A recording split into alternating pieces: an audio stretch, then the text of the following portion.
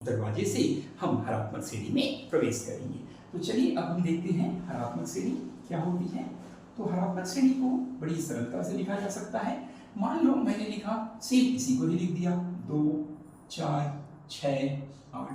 आप कहेंगे अरे आपने तो बिल्कुल जैसा समांतर श्रेणी थी उसी को उठाकर यहाँ लिख दिया, तो दोनों में अंतर क्या हुआ? ना, ये बर्फ है या पानी है, बस इसकी अवस्था बदल रही है।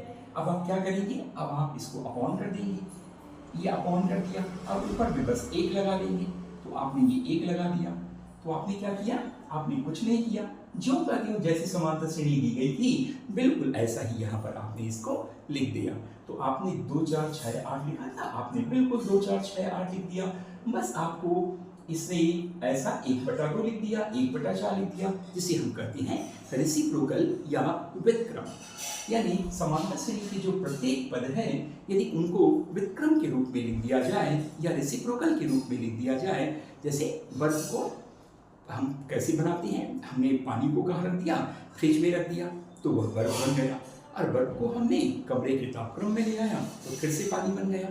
तो ऐसे ही यहाँ पर एक गुण का पालन करना पड़ेगा। जैसे मैंने कहा था दोनों एक ही हैं, केवल अपने गुण के कारण ही अलग हो जाते हैं। एक ही सिक्के के 2 रूप हैं, बस एक पहला रूप होता है, एक दूसरा रूप होता है। तो हम देख सकते हैं कि समांतर श्रेणी को बदला जा सकता है हरात्मक श्रेणी में, और हरात्मक श्रेणी को बदला जा सकता है समांतर श्रेणी में केवल इसका व्युत्क्रम निकालकर या केवल इसका रेसिप्रोकल निकालकर। तो इसका रेसिप्रोकल या व्युत्क्रम निकालकर हम एक दूसरे में इसे रूपांतरित कर सकते हैं। तो आपने देखा, लेकिन हमें ऐसी कोई गारंटी है क्या? ये गारंटी है क्या कि ये हरात्मक श्रेणी में होगा? आप कैसे सिद्ध करेंगे कि ये हरात्मक श्रेणी है? क्योंकि अभी तो मैंने केवल ये विश्वास दिलाया आपको कि समांतर श्रेणी को ही हम हरात्मक श्रेणी में या हरात्मक श्रेणी को ही हम समांतर श्रेणी में व्युत्क्रम करके लिख सकते हैं। लेकिन क्या ये सही है? अब हम देखते हैं हरात्मक श्रेणी की मूलभूत परिभाषा क्या है, इसका ओरिजिनल डेफिनेशन क्या है। तो हरात्मक श्रेणी का डेफिनेशन बड़ा सरल है।